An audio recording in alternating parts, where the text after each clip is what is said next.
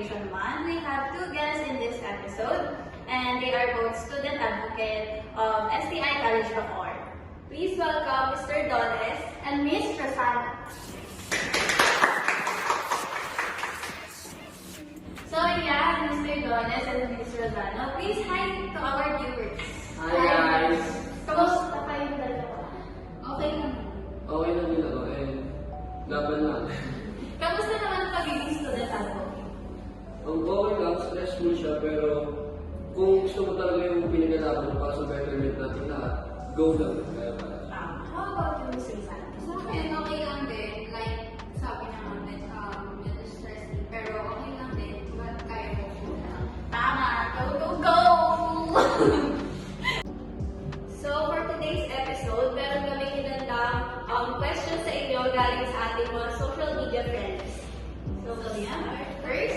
Ako lang katanungan ay galing kay Bernadette, ang aming avid fan. Sabi niya, bakit sa tingin niyo, isa sa challenges ng ating bansa ay ang inadequate funding? I think inadequate funding is a major challenge kasi nalilimit niya yung mga resources like yung mga textbooks, yung mga facilities, and also yung mga teacher salaries. And which is nag-directly impact siya sa mga quality ng education. Sa tingin mo, Mr. Doris, ano ang pwedeng possible para ma-prevent itong inadequate funding? I think, para ma-prevent dyan is kailangan natin ng transparency, of course, para malaman natin kung saan binabudget or nilalaan yung mga fund ng galing sa gobyerno. And also, we need to increase our fund to para mabigay ng halaga yung education. Kasi without that, hindi siya magkakaroon ng improvement and mag-stuck din siya sa old system niya na alam naman natin lahat na tayo, Pilipinas tayo, stuck talaga tayo sa education and kulang na kulang tayo sa information, hindi katulad sa ibang bansa. So, dapat involved din talaga ang government sa mga ganyan. So, for our second question, Mr. D. So, ang next question na ito ay galing naman kay Julia. Do you think need na palitan ang old curriculum sa Philippines? Why or why not? Sa akin, for my own opinion, kailangan na siya palitan dahil masyado na siyang outdated, kumbaga. Kasi ngayon, mas digitally na sila tayo. So, yung mga old system natin, hindi na siya nakakasabay kung paano mabuhay sa totoong mundo. Pagkatapos ng study natin, of course, mag-work tayo, marami tayong kailangan aralin, hindi na siya nakakasabay dahil napaka-outdated niya. So for me, habang bata pa lang siguro, magkaroon na tayo ng designated or alamin na natin yung strength and weaknesses ng mga bata bago siya mag-add to higher level para in that specific level, alam niya na mismo and aware na siya kung ano yung gagawin niya and hindi na siya yung katulad ngayon na masyadong hindi natin alam yung kinukuha natin course ganyan kasi yung old system natin is parang napipilitan lang tayo eh. Hindi natin gusto yung ganitong subject pero tinitake natin. Pero as para sa akin, for me mas gusto ko yung magkaroon talaga ng specific, malaman natin yung strength and weaknesses ng mga bata. Para pagtanda is madali na nilang makuha yung gusto nila. Sama. Agreed at agreed din. Sa'yo naman, Miss Julina. Ako naman, like kaya naman sabi niya, kailangan na natin palitan yung curriculum na sa Pilipinas kasi hindi na siya tugma sa pangangailangan natin which is yung right now, modern world.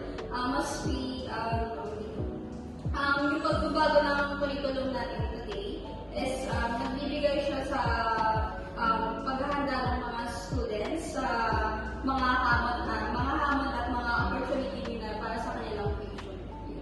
Tama. Tsaka sa pag-update ng curriculum, di ba? Nakakasabay tayo sa ibang countries, lalo na yung mga lulusog or ano ba ito? Improve yung economy nila, yung education nila. So, yun. So, meron din tayong tanong from Instagram, from Ronald Ocampo. So, what can you say naman about the unequal access to education? And paano ito masusolusyonan? Ako muna, for me, yung unequal access to education kasi masasabi natin yung unequal access is nandun sa laylayan. So, yung mga nasa laylayan, sila yung mga hindi pupukusan kasi hindi sila nami-media, hindi sila nami-mainstream kumbaga. So yung mga sa laylayan, mas nagkakaroon sila ng hindi sila nakikita ng gobyerno.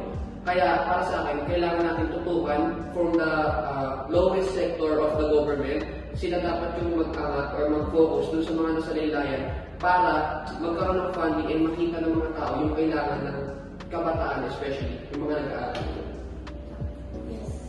Sa akin naman, gaya nga ng sabi niya, yung mga unequal access sa education, especially yung mga mahihirap, mas hindi sila nabibigyan ng opportunity especially sa mga education nila. Mas nahihirapan sila mag-adjust compared sa mga kaya. Ayun. So, yung mga ganito kasi, diba, access to education, pinakahalaga din. Sobrang crucial, sobrang important na nabibigyan ka ng pansin kasi, di ba, tayo nung sabi ni Jose Rizal, ang kabataan, ang pag-asa ng bayan, ay mangyayari lang yun kung may access ang mga kabataan sa education. So ayan, for our last question from Julia Bernadette Ocampo, what are your thoughts on the No Child Left Behind? For me, yung thoughts ko sa No Child Left Behind is napaka-importante niya kasi especially yung policy na yun is nakafocus siya dun sa pag-aaral sa mga estudyante. And binibigyan na rin sila ng fund and para lahat ng salilayan, kung mayaman man, hirap middle class yan, bibigyan nila ng pondo para naman makapag-focus and walang maiwan. Kasi napakalaga ng kabataan makapagtapos kasi kapag lahat ng mga kabataan is meron kaalaman is makakatulong din sa future ng ating bansa dahil doon din tayo nag-display sa mga tao may alam. Kaya para sa akin, yung No Child Left Behind policy is napaka-importante na binigyan ng action and binigyan ng focus kumbaga yung mga estudyante.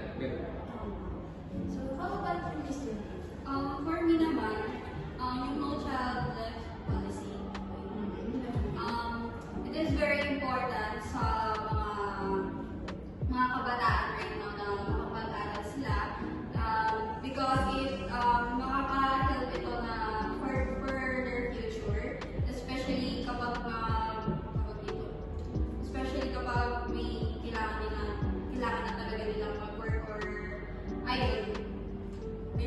Bibigyan sila ng opportunity. Katulad nung yung kaya sa Cervantes, yung isang God na sinabi ni Rizal na kailangan ang kabataan ay makapagtapos lahat at para ang kailangan ng isang kabataan ay yung intelligence para hindi tayo din masasakot ng mga dayuhan.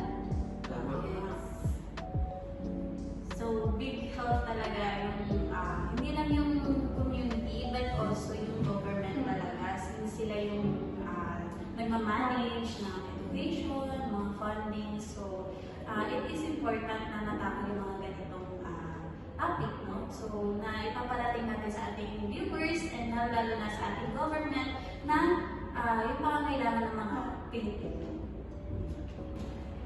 So, dyan nagtatapos ang ating mga katanungan. Thank you so much sa ating dalawang guests for today's episode. So, again, we are... I am Pat. I am Darlene. I'm Ali. And this